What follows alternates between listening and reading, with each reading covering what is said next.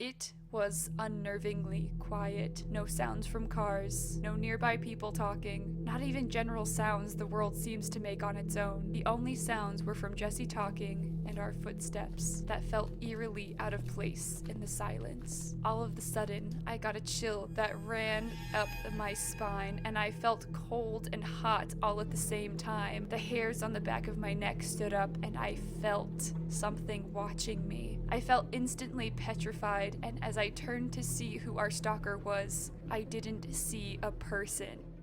When I was in college for the brief years I attended, I did a few things that my college would not approve of. It being a Christian college was a whole horror in and of itself. It had many rules. Fun rules like, don't go in the opposite gender's room, don't dye your hair any unnatural colors, and the one I broke for this video, don't go outside after 10. Now, a lot of these arbitrary rules could get you suspended or even expelled if you broke them, which, when they are inevitably broken, leads people to not go to the proper authorities out of fear they'll be expelled. My second and last semester at this college was a really stressful one for me. I was under constant stress from weird roommates, getting harassed by an ex, and planning on moving after the semester was over to an entire state where I knew no one. So when my best friend Jesse, who I hung out with on a near daily basis, would want to hang out or walk around, I would always say yes, since it would help distract me from everything that was going on, as well as be some good exercise. Most of the time we wouldn't hang out after the be home by 10 rule would go into effect, and when we did, neither of our roommates would snitch on us, since this was a pretty universally broken rule. It's stupid. We're all adults.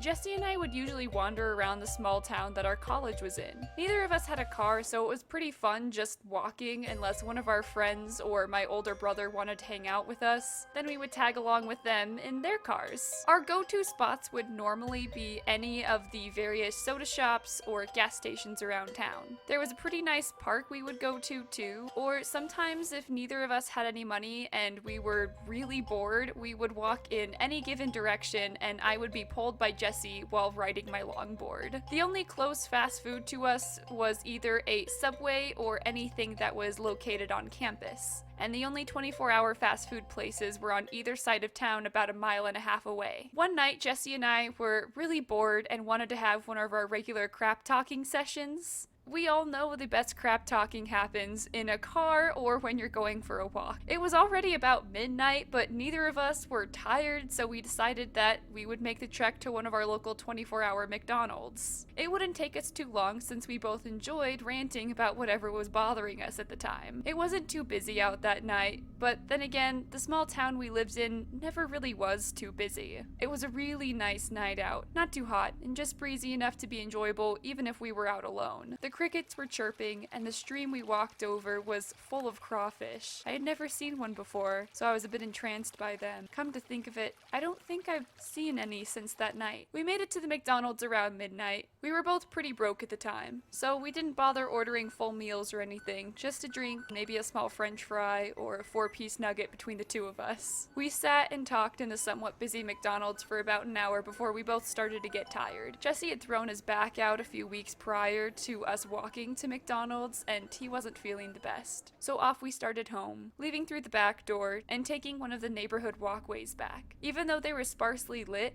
they were a lot faster than going the way we had come. We were planning on taking a more diagonal way back to Jesse's dorm, and from there I would walk back the block or so by myself to my own dorm. There wasn't a moon out that night, and my eyes hadn't adjusted to the darkness yet, since we had just left the brightly lit McDonald's. But a few minutes into the start of our walk, Jesse suddenly turns around, a bit nervous. I think we're being followed. What? No way. You're just trying to scare me, I told him. Though, I do look over my shoulder just to check, but there was literally no light on the street we were walking. I couldn't have seen a person following far behind us, much less my own hand in front of my own face. We were completely shrouded in darkness. Truth be told, I am a pretty gullible person, and when friends figure this out about me, I tend to be extra cautious of what I'm being told. I chalk it up to Jesse just trying to pull a prank on me or something, and try to ignore the feeling that I too was being watched. watched. I swear, Maddie, I'm really good at being able to tell. Jesse insists and continues to tell me stories about the times he was in dangerous situations. Truthfully, he is starting to freak me out a little bit. I offer alternatives to situations he's been in. Maybe he overreacted in the past. Maybe he just saw something. Maybe he mistook someone walking our same route for them following us. I turn around one last time to see if there really could be someone following us. As I squint into the darkness, I can barely see a shape of a body. I mainly see a faint glow, if you could call it that, of a face. I turn back around and tell myself at this point I'm just seeing things. Jesse has me all riled up from telling me scary stories, and we're pretty much alone on a dark street with no one to call, because if we do, we risk the repercussion of getting suspended by our school. Let's walk down Main Street. It's always pretty well lit there, and there are plenty of cameras, so if anything happens, it'll be on film. I don't say that last part out loud. I am still thinking Jesse is just trying to pull a prank on me though, but by this point, my overthinking and anxiety has completely taken the wheel, and I'm operating based on the fact that I'm a small girl, almost alone in the middle of the night. I did start to feel a little safer walking down the well-lit path Main Street had to offer me. The only downside is there was absolutely nothing open this late at night. We were the only two people in sight. I didn't hear any other people talking or footsteps, not even any cars from nearby roads. While the light brought some solace, it wasn't long living. Bad things still happen in the light. I don't remember what Jesse was talking about, probably something unimportant just to take our minds off of the fact that we were still about half a mile from his house, and both pretty anxious. It was unnervingly quiet. No sounds from cars, no nearby people talking, not even general sounds the world seems to make on its own. The only sounds were from Jesse talking and our footsteps that felt eerily out of place in the silence. All of a sudden, I got a chill that ran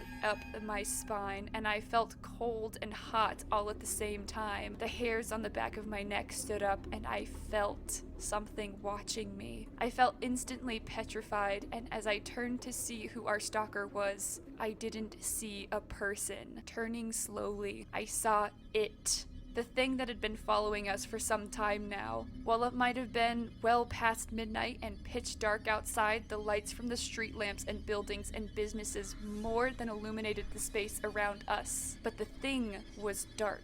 It was a tall, nearly 7-foot figure that looked exactly like how children draw shadow monsters they claim to be hiding under their beds at night. While it might have been shaped like a human, the thing standing behind us was not human. I turned back around and felt very heavy and panicked all at the same time. I had to be crazy, right? Did you see that too? Jesse asked quietly, almost as scared as I felt. Yes. Do you want to run away? Yes. Before another word was said, we both started running as fast as we could away from whatever it was to Jesse's apartment. I didn't look back. I didn't dare look back over my shoulder for fear it might have been chasing us. Because what's worse than seeing something inhuman? Having it chase after you. We ran almost the full way to Jesse's apartment before he couldn't run anymore. The pain from his back had become nearly unbearable, and I couldn't leave a man behind. At least not for now. We ran into a nearby apartment building closer to where most of the students were, and things became populated again. Not by much, since it was still around 2 in the morning, but there were at least other cars moving, other people talking, and small noises that could be heard. Finally making it back to Jesse's apartment without further incident, we locked the door behind us and turned on the TV to help us from freaking out any more than we had. The sounds from the TV always helped. Neither of us knew what we had seen other than the fact that it was a shadow figure. We both retold what we had seen, and both of our stories were the same. We both turned. A few feet behind us, it stood, watching, waiting, and we both ran. Remember how I said I didn't leave Jesse behind? Well, it was for the reason that I wanted him to walk me home, because after that, I definitely was not going to walk home alone. So I made Jesse walk me back to my dorm, and had him text me when he got home safely, which he did. And to this day, neither of us can explain it. Maybe Jesse really was trying to freak me out, or maybe something really had been following us home. But I guess it makes sense why you should never, under any circumstances, go outside after 10.